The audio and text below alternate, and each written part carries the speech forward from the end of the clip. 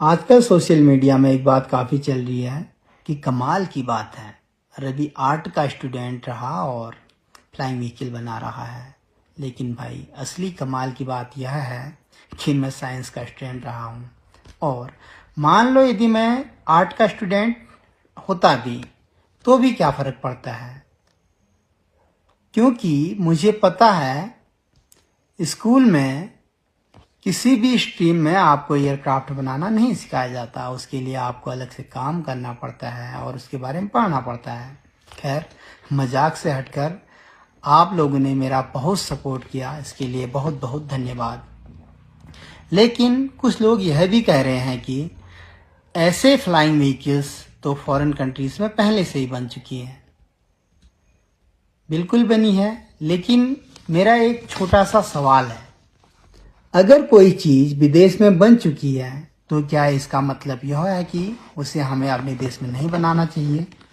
मान लीजिए कल हमारे देश का कोई युवा यह कहता है दुनिया के किसी दूसरे देश में कैंसर का कोई बेहतर और परमानेंट ट्रीटमेंट डेवलपमेंट हुआ है, वे उसे यहाँ करना चाहते हैं, मेडिकल डेवलपमेंट करना चाहते हैं, तो क्या हम उससे यह कहेंगे रहने दे भाई, ये तो विदेश में पहले से ही बन चुका है, क्या हम यहाँ ऐसे ही मरेंगे? नहीं ना, क्योंकि ये कोई तर्क नहीं है।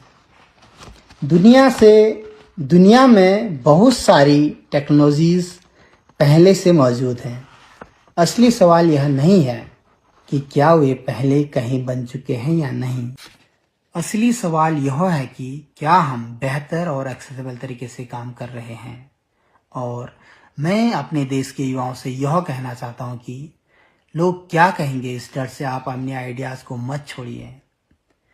आपका बैकग्राउंड साइंस से हो, आर्ट से हो, इंजीनियरिंग से हो, छोटे शहर बड़े शहर, आपका बैकग्राउंड क्या है यह आपके सपनों की सीमाएं तय नहीं करता। Actually do whatever you genuinely want to do, learn, experiment, fail, improve and try again. Also Elon Musk says, some people don't like change, but you need to embrace change if the alternative is disaster। यानी कुछ लोगों को बदलाव पसंद नहीं होता, लेकिन जब बदलाव जरूरी हो तो हमें उसे अपनाने से नहीं डरना चाहिए। इसलिए अपने बैकग्राउंड को अपनी कमजोरी मत समझिए। हो सकता है आपका एक छोटा सा आइडिया कल किसी बहुत बड़े बदलाव की शुरुआत बन जाए। बाकी क्या होगा ये वक्त बताएगा, लेकिन कोशिश पूरी रहेगी। और आप सभी के प्यार और ह्यूज सपोर्ट के लिए एक बार फिर से बहुत बहुत धन्यवाद।